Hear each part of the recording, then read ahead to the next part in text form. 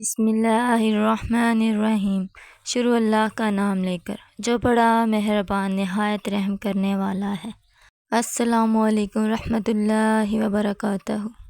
حضرت ابو سعید خدری رضی اللہ تعالیٰ عنہ نبی کریم صلی اللہ علیہ وآلہ وسلم سے روایت کرتے ہیں، آپ صلی اللہ علیہ وآلہ وسلم نے فرمایا، اللہ تعالیٰ فرمائے گا، اے آدم، وہ عرض کریں گے، حاضر ہوں، تیرا ہوں اور ساری خیر تیرے ہاتھوں میں ہے۔ وہ فرمائے گا، جہنم جانے والوں کو نکال دو۔ وہ عرض کریں گے، جہنم جانے والے کتنے ہیں؟ وہ فرمائیں گے، ہر 1000 میں سے 999۔ اس وقت بچے بوڑھے ہو جائیں گے، ہر حمل والی اپنا حمل گرا دے گی اور تم لوگوں کو مدہوش کے عالم میں دیکھو گے، حالانکہ وہ مدہوش نہیں ہوں گے بلکہ اللہ کا عذاب شدید ہوگا۔ صحابہ نے عرض کیا، اللہ کے رسول صلی اللہ علیہ وآلہ وسلم، ہم میں سے وہ کون ہوگا؟ آپ صلی اللہ علیہ وآلہ وسلم نے فرمایا، تمہیں بشارت ہو، کیونکہ وہ ایک آدمی تم میں سے ہوگا، جبکہ یجوج مجوج ہزاروں ہوں گے۔ پھر فرمایا، اس ذات کی قسم جس کے ہاتھ میں میری جان ہے، مجھے امید ہے کہ 1/4 جنتی تم ہوگے۔ ہم نے خوش ہو کر نعرہ تکبیر بلند کیا۔ پھر آپ صلی اللہ علیہ وآلہ وسلم نے فرمایا، میں امید کرتا ہوں کہ تم جنت میں 1/3 ہوگے۔ ہم نے پھر نعرہ تکبیر بلند کیا۔ پھر آپ صلی اللہ علیہ وآلہ وسلم نے فرمایا، میں امید کرتا ہوں کہ نصف جنتی تم ہوگے۔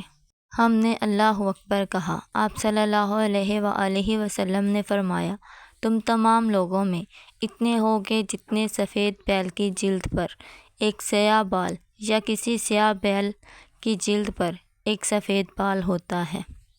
حضرت ابن عمر بیان کرتے ہیں کہ رسول اللہ صلی اللہ علیہ وآلہ وسلم نے فرمایا، بے شک اللہ مومن کو قریب کر لے گا، اس پر اپنا پردہ ڈال دے گا اور اسے چھپا کر فرمائے گا، کیا تم فلاں گناہ پہچانتے ہو؟ کیا تم کو فلاں گناہ یاد ہے؟ وہ عرض کرے گا، رب جی ہاں، حتیٰ کہ اعتراف اقرار کر لے گا تو وہ شخص اپنے دل میں سوچے گا کہ وہ تو مارا گیا۔ اللہ تعالیٰ فرمائے گا، میں نے دنیا میں تیرے گناہوں پر پردہ ڈالے رکھا اور آج میں تیرے گناہ معاف کرتا ہوں۔ اسے اس کی نیکیوں کی کتاب اعمال نامہ دے دیا جائے گا۔ البتہ کفر اور منافقین تو انہیں ساری مخلوق کے سامنے بلایا جائے گا اور کہا جائے گا، یہ وہ لوگ ہیں جنہوں نے اپنے رب پر جھوٹ باندھا تھا، سن لو، ظالموں پر اللہ کی لعنت ہو۔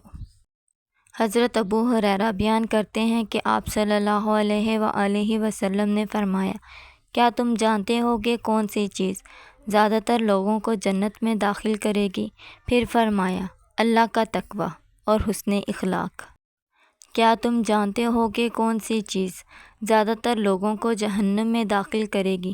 پھر فرمایا، 2 چیزیں، منہ اور شرمگاہ۔